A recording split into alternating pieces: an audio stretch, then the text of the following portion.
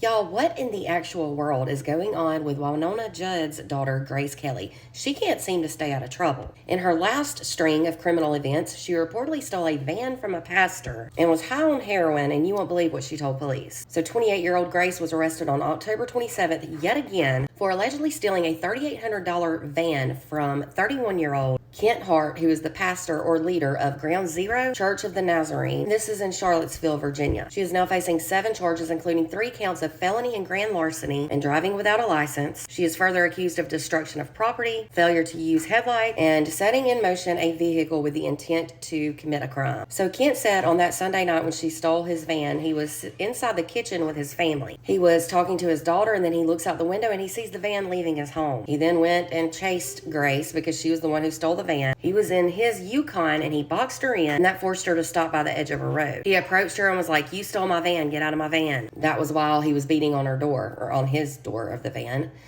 But he said he could tell she was high or buzzed or something and just not in her right mind. He said Grace then drove off, and this was until a police officer brought her to a stop about 4 miles away. She then allegedly told police that she sold her soul to the devil. She also reportedly lied and said a male suspect exited the driver's seat and ran into the woods. So the police officer then told jail staff that he was afraid she might have taken something. And it was said that the jail staff observed something inside of her during her body scan, and she then tested positive for heroin, and that was at a local hospital later that night. During the commission of this crime, she damaged the van, so it was then taken to a local body shop and inspected, and the insurance company deemed it a total loss. Kent said that the van was only valued at $3,800, and after the body shop fees and the deductible, they are only left with around $2,200, and that they're a small church and they can't afford to buy a new van in the current market. Since then, Kent has launched a GoFundMe to get back the cost of the van, and he said it's really needed to transport equipment and church members to church services. It was said that the Sunday following the theft, the church turned off their live stream and they held a special private prayer for Grace and her family. He said they have no hard feelings towards her. And it was also reported just a few days ago that she is still in jail from this incident. This is so sad and messed up. I've covered 3 or 4 stories about her lately.